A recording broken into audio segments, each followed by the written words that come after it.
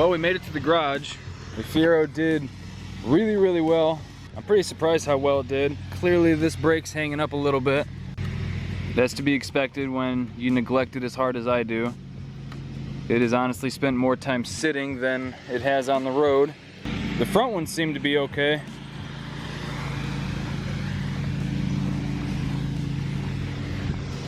Oh man.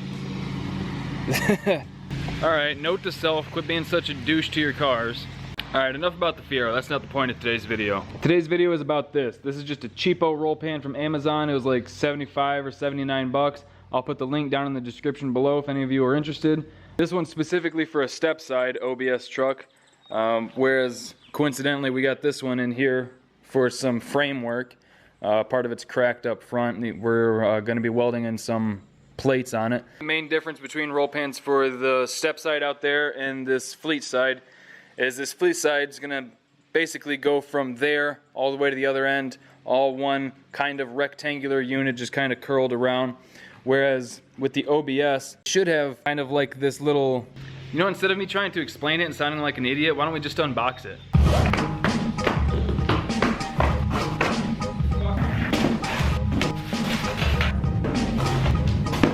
And it came with the light for the license plate since that's going to be relocated. Alright, here you guys can see those little edges that I was trying to explain. On a normal fleet side truck, this would just go straight up. But to account for the step side, it has the little notched out sections. Looks like all you got to do is just like 5 self-tappers or something up here on the top, and then there's just a couple holes on each end there, and that's all that holds it on.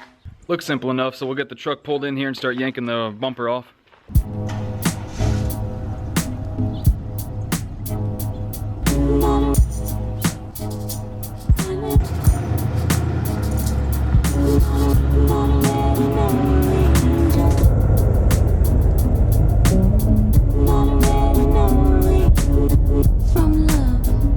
So since the hoist is free, you might as well use it anyway, right?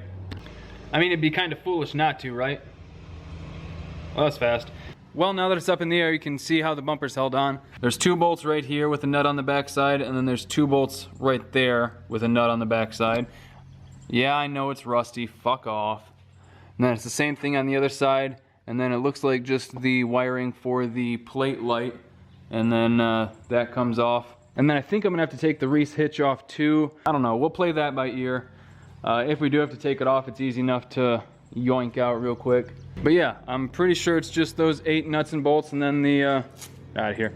Then the bumper comes off, and then obviously the plate light wiring, but that's not a big deal. So let's get it yoinked.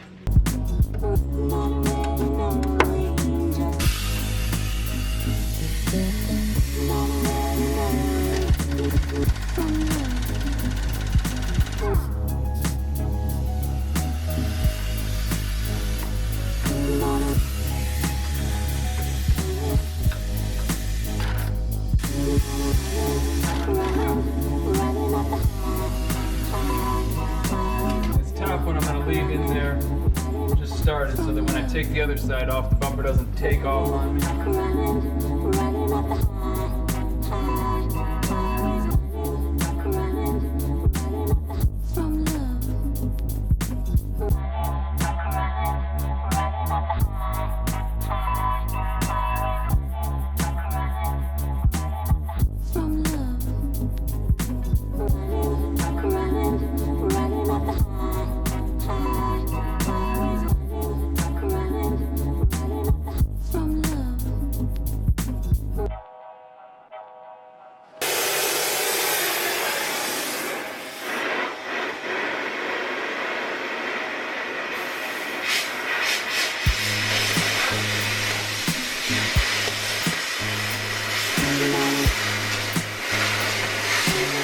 There were a couple bolts that didn't want to come out, so he's just torching the mount off right now. There it is.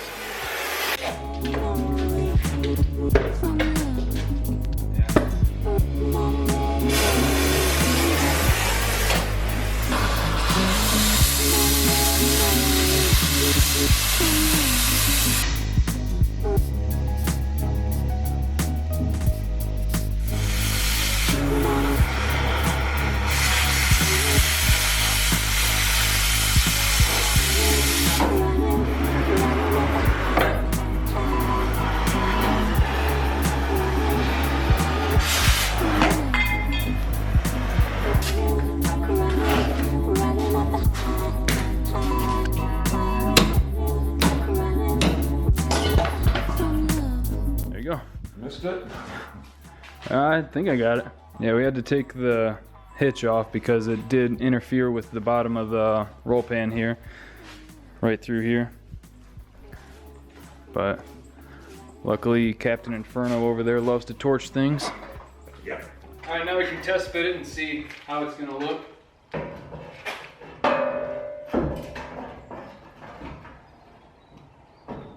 It'll be about like that. I mean, it needs a little bit of tweaking, but it'll be about like that. All right, we're gonna pull the tailgate off just to make it a little bit easier to get the fitment right. Because right now it's just, I'm tapping it on the hinges and stuff, trying to get it lined up. So we'll pull that off, get it kind of situated. We'll have to drill holes for the screws that it came with. This is everything it came with. A new plate light, 2 mounting screws for that, 7 new screws to mount it, 2 washers and 2 plate mounts. So these are the ones that it came with. They are not self-tappers. Honestly, I think that like self-tappers would be ideal in this situation because you can just get it kind of sitting where it needs to be, run a couple in to hold it in place, do the final fitment, and then just zap them all in. I'm making this look way harder than it is. I was just struggling on one of the bolts. So in theory, it really is just 8 bolts, but if you've got a trigger-happy assistant, then you'll end up like this. I'm not sure how far those frame horns came out anyway. I would assume that it would clear, but it would be close. Let's see. I would assume that it would clear, but I don't know, maybe not. Maybe those do need to be cut anyway. See? So maybe those do need to be cut anyway. I don't know. Like, I've never installed a roll pan. I've had trucks with roll pans on them, but I've never installed one, so this is all new to me.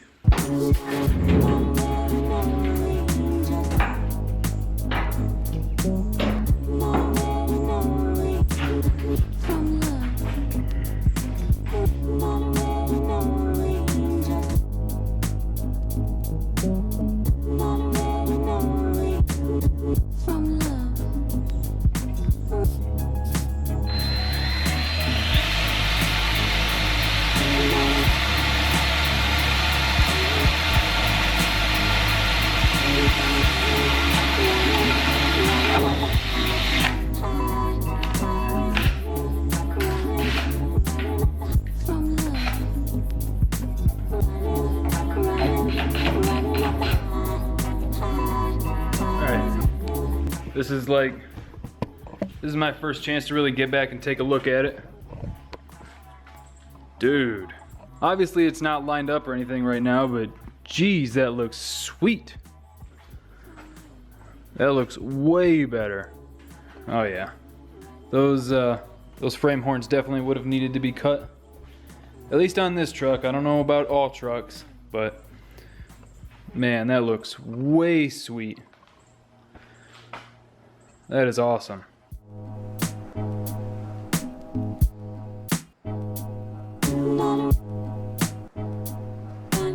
So we're running into a couple little fitment issues. This side's tightened down nice and tight, and everything fits pretty well. I mean, not perfect, but pretty good. You can see there's a little bit of a gap there. I mean, whatever, I guess. But this side, it's gonna need some massaging, and then there's a little bit of a gap here behind this one, and it runs like that most of the way there. So what I'm gonna do is take these little rubber washers and just put them in and take up whatever thickness is needed and try and get it to fit pretty uniform just across here. I'm not super concerned with right through here.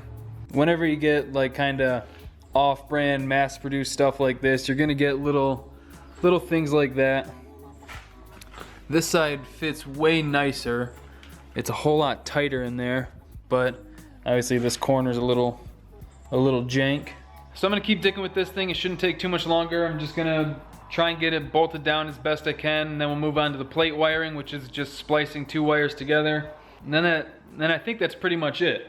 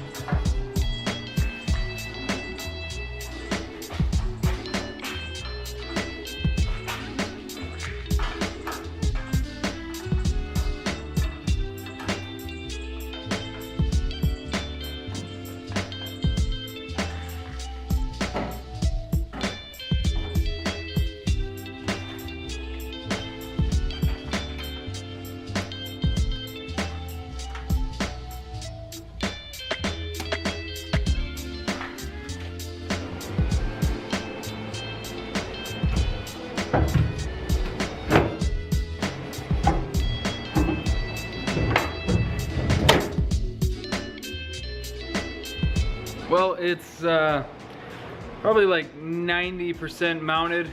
I mean, this is pretty much how it's gonna look. I still haven't come up with a plan for how I want to permanently mount those two bottom corners, so it's just temporarily affixed. But I think it looks pretty dang good. It definitely has some fitment issues. I mean, most of the issues it has are because of the truck, not because of the roll pan itself. Aside from that, I think for the money, it's pretty good. It's not a bad option. It'll look way better once the truck's lowered. But yeah, for 75, 79 bucks, whatever it was, that's not really a bad price at all. On this truck, like I said, there are fitment issues. For your truck, it could be different. I mean, if you really wanted to, you could go through and just fill all this and make it seamless, which, I don't know, that could be the intended purpose for this. I'm really not sure. Maybe someday we'll do that. Probably not, but it's definitely an improvement over all of that. But that's gonna do it for today's video. Hope you guys enjoyed it. Thank you for liking. Thank you for liking, commenting, and subscribing, and we'll see you next time. Hopefully with a lowering kit for it.